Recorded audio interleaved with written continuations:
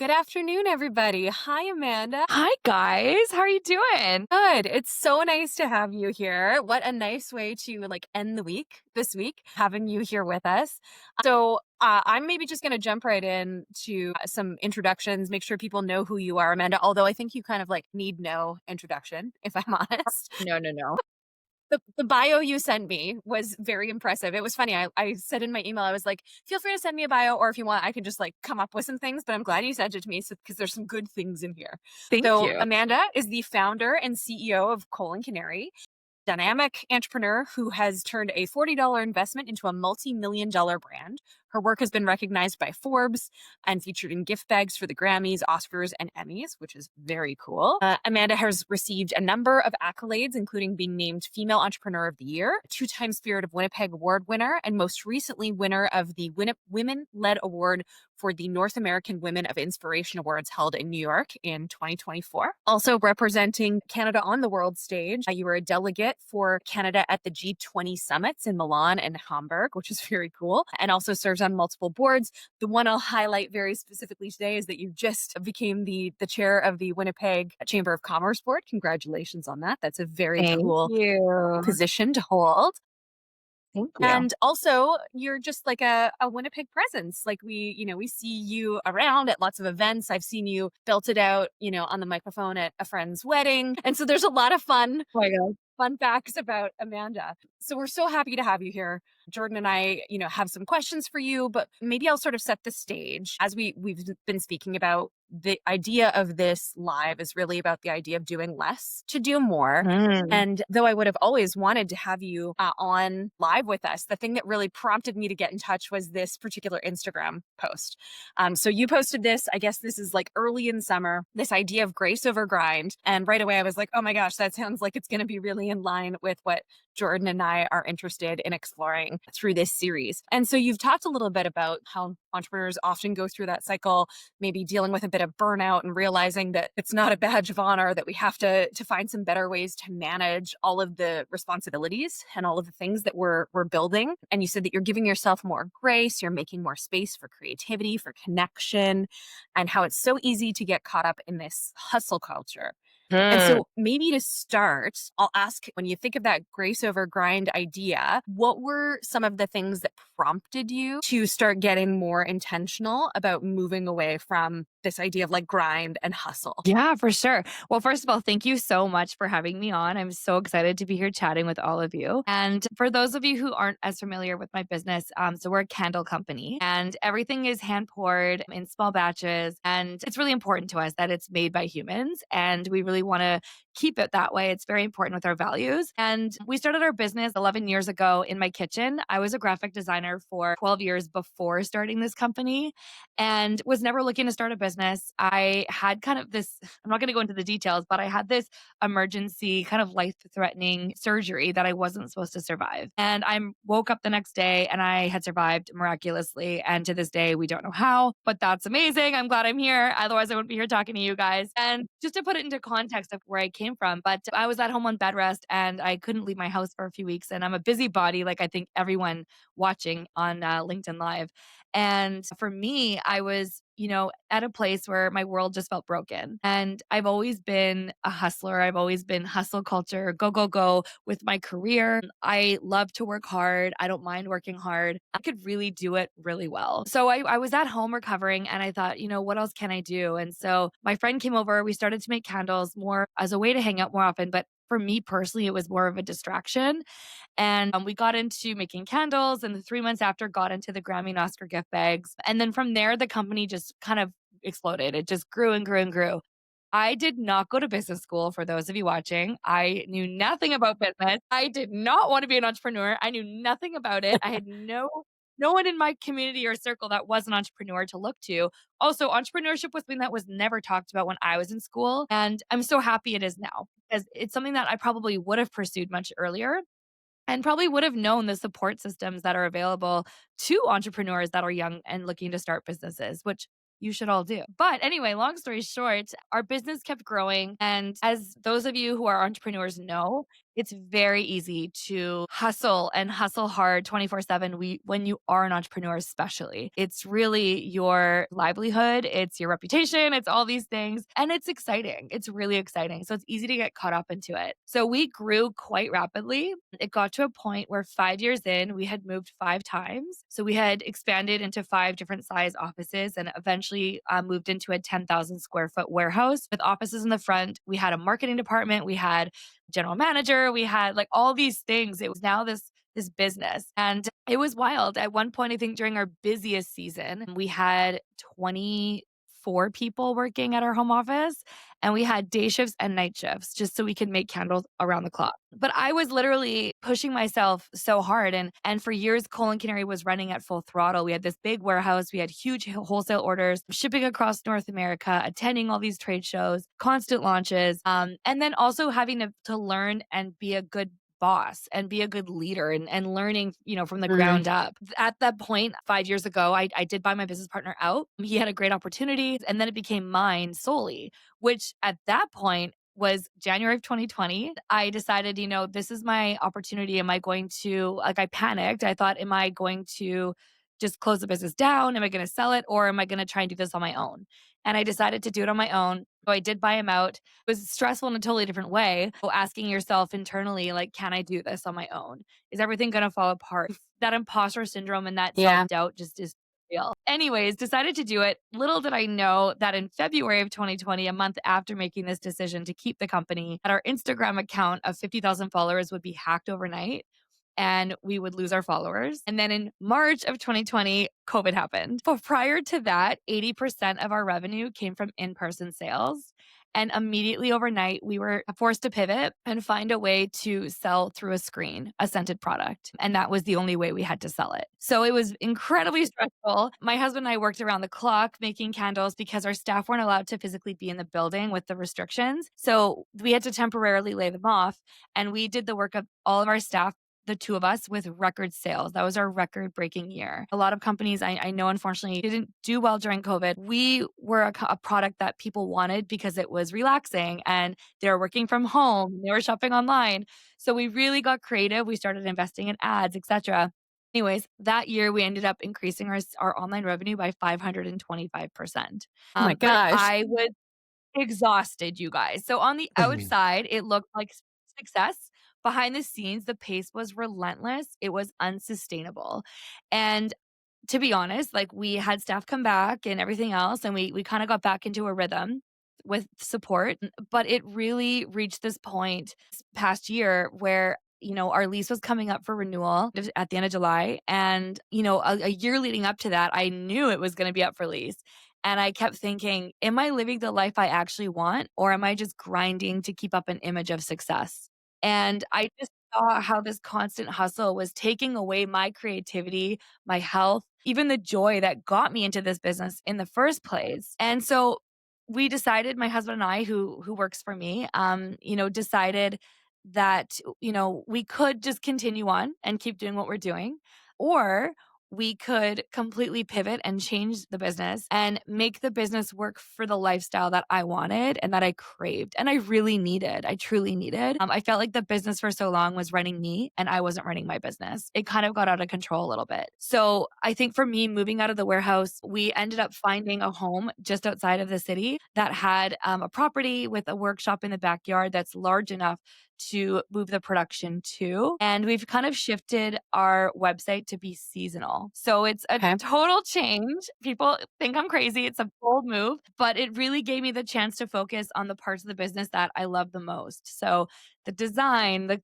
creativity, the storytelling, connecting with customers. And we still have our store. We have a brick and mortar store in Winnipeg that we've had for 9 years. And we still have that. That is our flagship. It's our home. Winnipeg really is where I've been born and raised, and it's where my heart is. And it allows us to have that touch point with our customers all the time. But it's been amazing. It's allowed me to free up my time and energy for other passions and things like art and music and all the other parts to life that I have been neglecting for a decade or longer. And so it was kind of more my way of embodying grace over grind and choosing alignment and balance over this constant pressure. I think, it's proof that sometimes growth looks like scaling back sometimes so you can scale your Mhm. life forward. And I Yeah. think it was really important for me to show other entrepreneurs that you don't always have to chase bigger, faster, louder.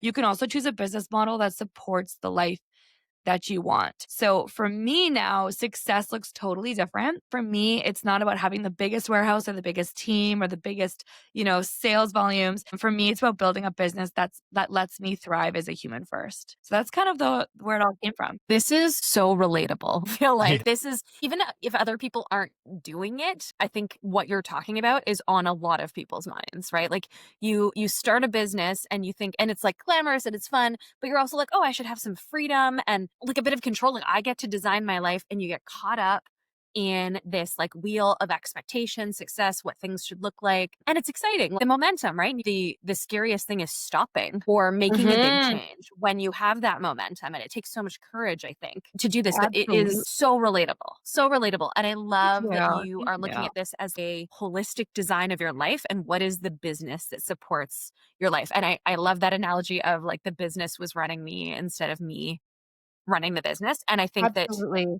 so many people can relate to that. Thank you. And I think as Yeah. entrepreneurs, I think it's glorified that busy is a badge of honor, but busy doesn't always equal productive. And I think for me, for so long, it was that hustle culture's hidden cost where it's successful on paper. It looks successful on Instagram and it was and it is, but disconnected from my own joy and well-being. So just that physical, emotional burnout with the stress and the anxiety, the lack of boundaries, that's a big one. And I'm working on it. I am not perfect in any way. I'm still learning, I'm still working, but the lack of boundaries, I think, was actually what the root problem was. And it's kind of what got me to this place of just feeling completely exhausted and joyless, you know? And when I started my company in 2014, Instagram was newer. The book Girl Boss had come out recently. Hustle hard was like the tagline of like the decade, and I think it's cool because it did get a lot of female entrepreneurs, I think, going and motivated and saying, hey, like, equality is amazing. Let's do what you want to do. It's important. And it was great. And I appreciated it at the time. But now I think there's this new revolution happening where we're thinking, hey, all of us that have been hustling so hard for the last decade, now maybe it's time to take a step back and reevaluate and reprioritize ourselves and not just the bottom line. Really that's more important at the end of the day. And businesses do come and go. And at the end of the day, I'm the one who's going to be around still. So if I'm not taking care of myself, there's going to be nothing left.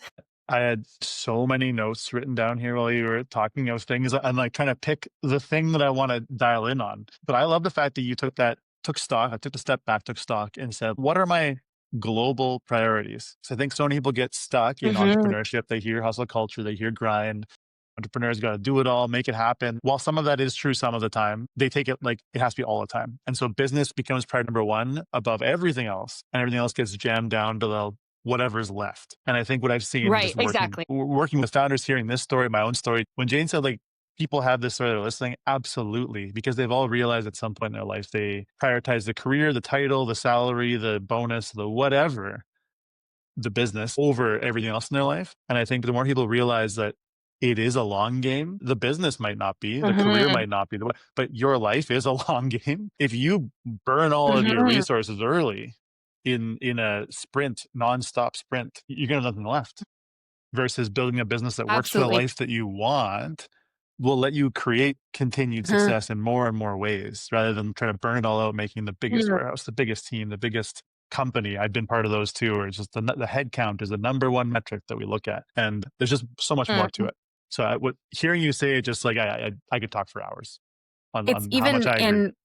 in both Jordan and I, we've only started our businesses in the last couple years, right? And I was amazed how right from the beginning, the first question everybody around me asked me is, when are you going to hire your first employee? And that's like an idea of success. And then having to like really think, well, is that the goal here? Or like, what am I trying to build? And am I trying to look successful and say like, oh, I have a whole bunch of employees? Or am I trying to build something that, again, aligns with my lifestyle and, is purposeful and intentional?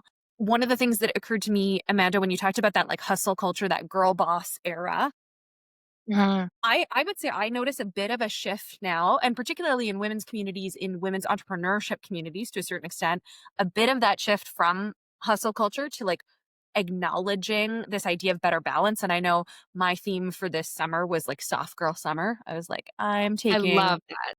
soft girl summer. Like it's not hustle summer, it's soft girl summer. I And love I'm that. curious, like, are you seeing that with other entrepreneurs and other people? Like, is this a conversation that you're seeing with other folks? So, two things. First, I want to comment on what you said about how when you started your business, the first question everyone asked you guys was, when are you going to hire your first employee? I think that in 2025, I think when you ask an entrepreneur, almost like entrepreneurship is like getting married, right? People have to celebrate things, like big things. Yes. Yeah. And to me, when you start a business and someone says, when are you going to hire your first employee? Ooh. It's the same as being asked, are you going to have kids? When are you going to have your first kid? Yeah. It's like, Oh, that's oh, such a good okay. analogy. Yes, No, that's okay, we great. don't need to have employees if we don't want them. Employees are great, So good. I but they add love joy that to your life and analogy so support. much. That's Do you know what I perfect. mean? It I feel is. like, oh my gosh, don't add that pressure. Like that is so much pressure. Anyway, and yes, I could go on. So thank you for saying that because that's something else I just wanted to mention. But yeah, no, definitely. It's so interesting because I honestly feel like, I mean, obviously wellness, mental health, all those things in the workplace are, thank goodness, being talked about a lot more overall in our communities and our culture, which is great. We have to talk about it more. And that's why things like this is really important. I'm so glad you guys are doing this and talking about this. And it's interesting. I feel like I have an amazing support system around me, and I'm friends with so many entrepreneurs. And it was only up until this year when I kind of decided to make this shift for myself and talk about it publicly. How many other entrepreneurs messaged me privately or, sent me emails or texted me or called me and said, "Oh my goodness, I feel the same way." I have not talked about it. And, Yeah. and it's interesting because what I'm also noticing is that all those people have been in business for 10 plus years. It's like almost like once you hit the 9, 10 year mark, you're just exhausted. It's like your body cannot take more than 10 years of hustling day and night and just like killing yourself for your business?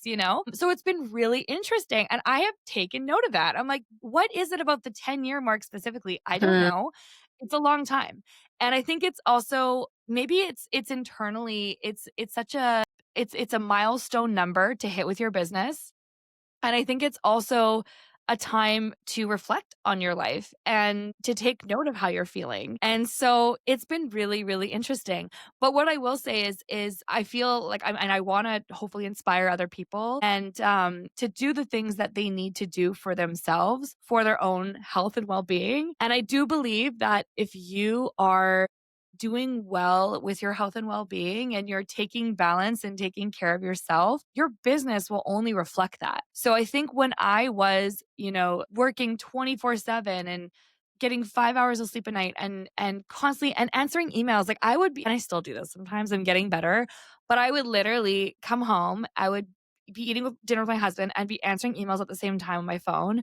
Then I'd be watching a show with him to spend quality time together, and I'd be on my phone, posting social content and replying to DMs. And then I'd be in bed and I would be checking my email constantly, just being like, oh my gosh, like, is there another order or is there someone asking a question that I have to reply to?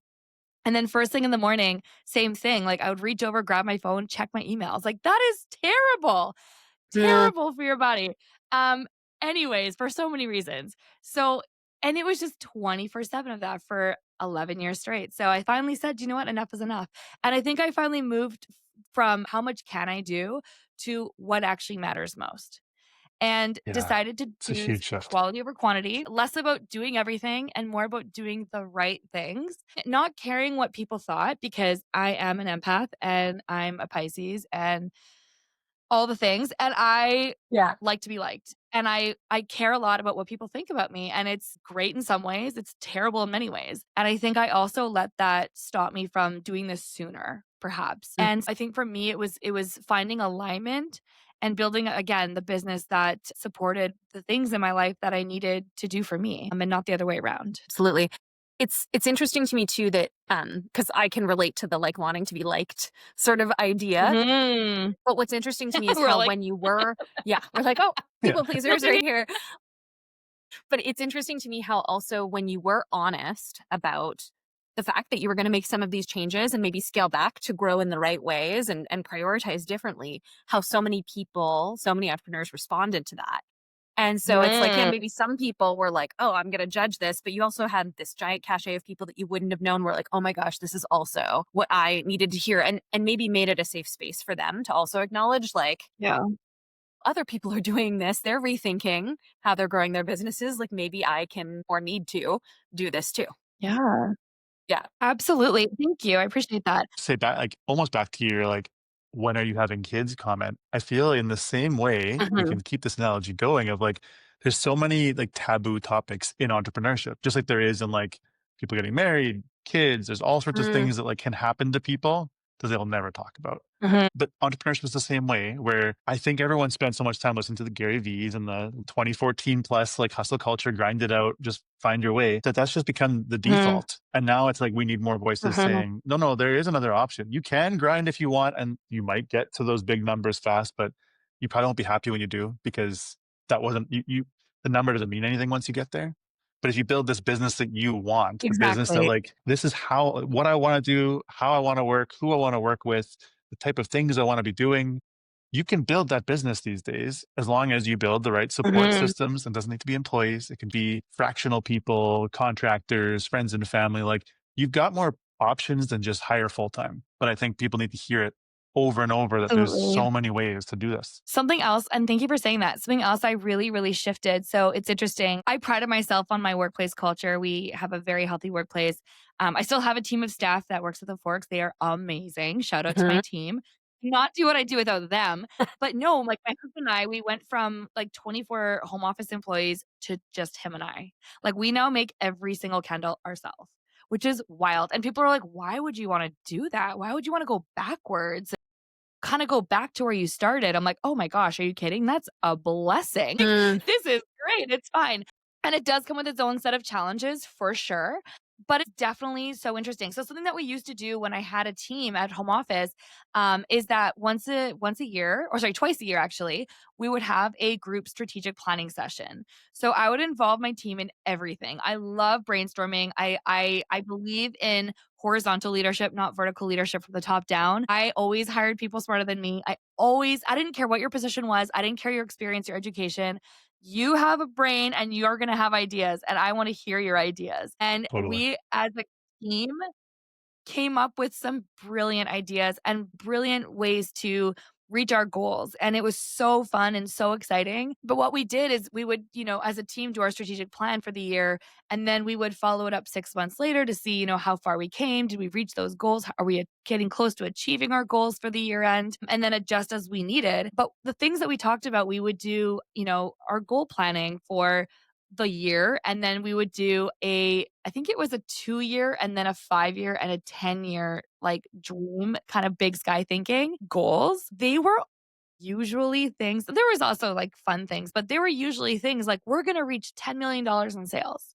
We're going to sell in 1,000 stores. We're going to do, and you're like, yes, yes. And like those things, like, it sounds so Mhm. awesome and so exciting. And it is. If you can achieve those things, that is amazing. Totally. Congratulations. I will share, like, we achieved up to 3 million in sales, and that was That's amazing. I'm like, amazing. for a Yeah. little Winnipeg company, that's amazing. Being Amazing. hand Yeah. poured, like, that's incredible. So I was so proud of our team for achieving that. But what I wasn't doing is a personal strategic plan. And so what I Yeah. do now is I So actually ready. work with a business coach, and I have a therapist, and it's been amazing. I have this amazing kind of group of people that help me, and friends and family. But what I do now is I take an inventory, and I try to do it at least once a year at the beginning of the year, where I write down, how I'm feeling. What are my personal goals for the year? What things do I want to spend more time doing? What brings me joy? What are 3 hobbies that I haven't done that I've always wanted to do?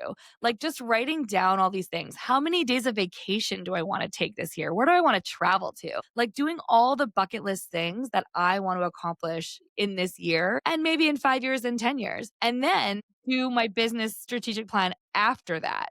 So I think, okay, here's what I want to achieve personally. Now, what are my goals for the business to support this?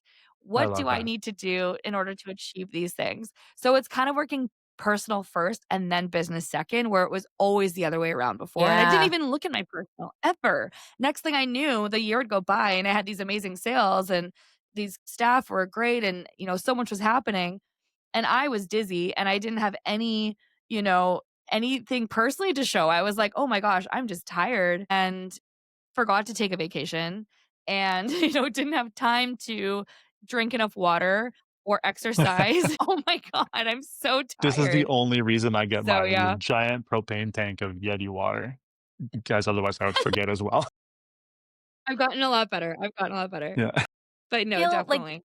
this is such a must listen to Yes. for entrepreneurs, for small businesses to think about, because what's really occurring to me is this idea, like as you're sharing your story and some of these shifts that you've made, what's really standing out to me is the idea of how things look versus how things feel. And that Yes. hustle culture side of things is a lot about how things look. Like I'm hustling, I'm working hard, we're getting these Yeah. numbers, we're checking these Yeah. boxes, we're doing these things, everything looks good and whatever.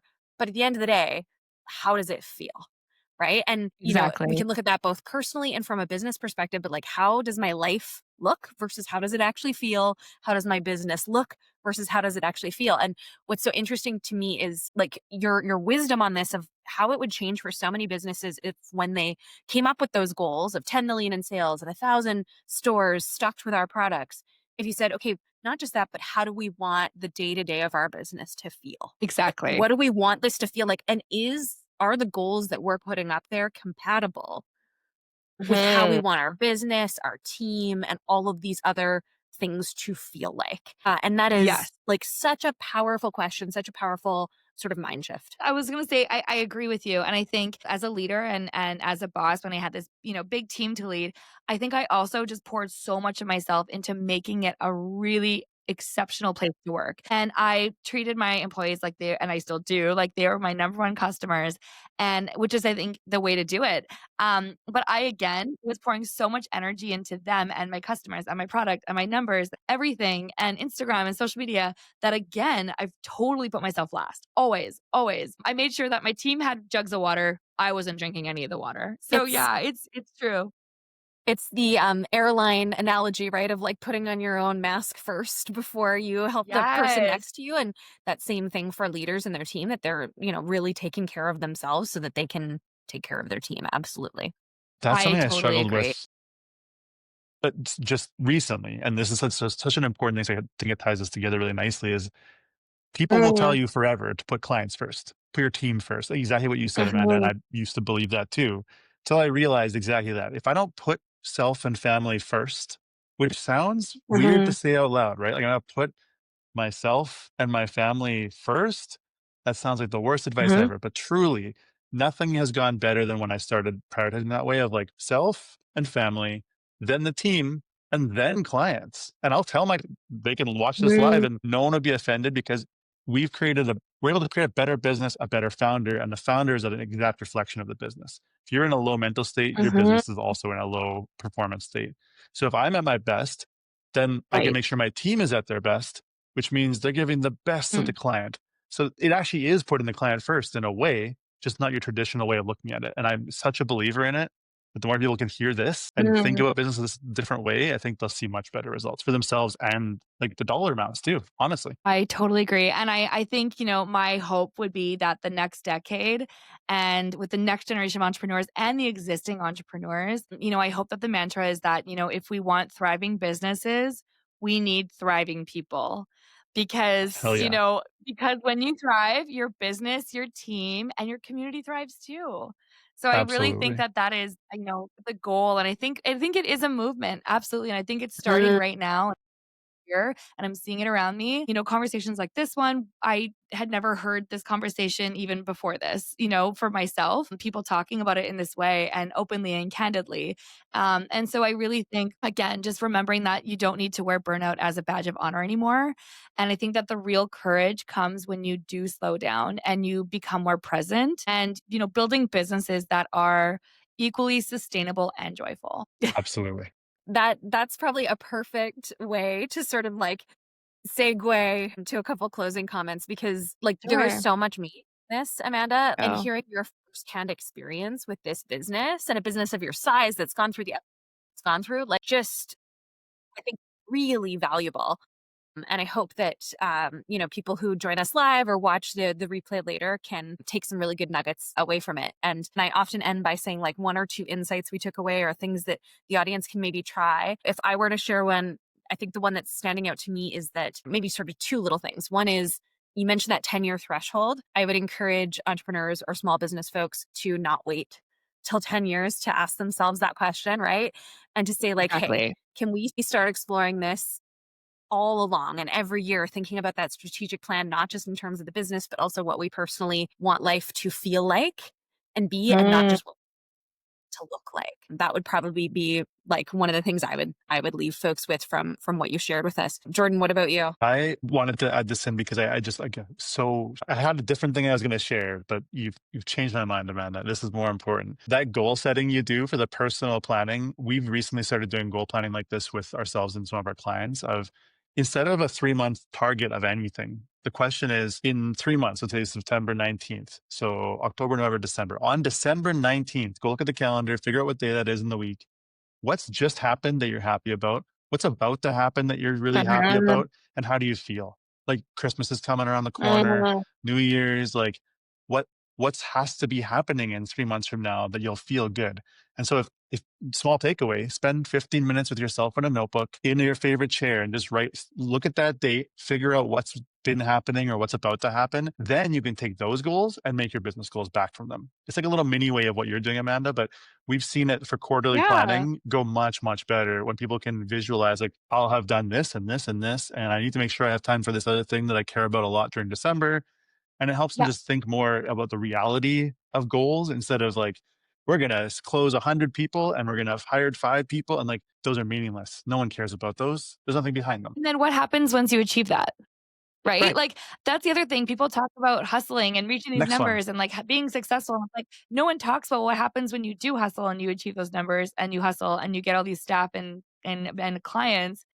Then what? You know what I mean? It's like, literally, then what? So I think that's Hmm. what this whole revolution is Yeah. kinda doing, like, saying, "Hey, so we have done this, and now we are burnt out, and now we need to go backwards a little bit and step back," and I totally agree with you, and I will say that hustling is good in short bursts, but it's not Yep. Absolutely. sustainable.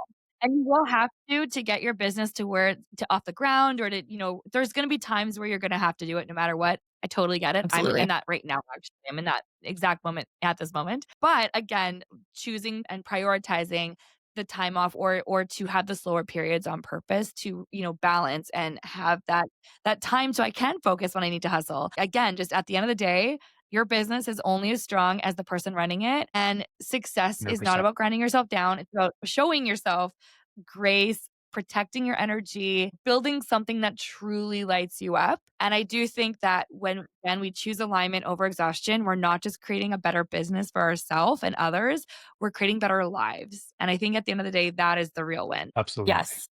100%. Amazing. I feel like that's the note to leave on. Amanda, this has been such a good discussion. I know Absolutely. Thank we you. always do a little recap afterwards, and there's going to be so many nuggets we're going to pull out of this and add to our LinkedIn notes. But I just want to thank you so much for sharing your story, what that journey has looked like, and like having that courage to really challenge like what things look like and think about, how you want your business and your life to feel. I think it's an incredible example to folks that are maybe starting to think about some of these same things. So thank you so much. Thank you guys. Yes. It was Thank such you a very pleasure much. talking. Thank you for taking the time and thanks for those who tuned in or are watching after the Yes, fact. So thank you so much. absolutely. Amanda, is there anything that we should highlight? Like you've got your bricks and mortar shop at the Forks in Winnipeg. So that's one place that people can Mhm, find your mhm. products. You've got, I would imagine, the Colin Canary website that people can We shop have the on. Canary website, which, Yep. is open for shopping right now. It's not gonna be open all year round. It's only open certain times throughout the year. So, it is available now for shopping, which is awesome, and then we're gonna reopen it again November 1st for all the holiday kinda Christmas-themed candles and products. But yeah, we also sell a So bunch of smart. other amazing retailers across the country. We go to trade shows coast to coast. And then I have a podcast as well called the Exec Hot Seat Podcast. So you can check that out as well. Thanks, guys. Amazing. Amazing. Thank you so much. We'll make sure to link to your socials in some of the stuff that we post as well so that people know where to find you. Perfect. You guys are the best. Thank you so much, everyone. Amazing. Okay, Thanks. can't Have wait a for the great next rest one. of the day. Okay. See ya. Bye-bye. Bye, guys.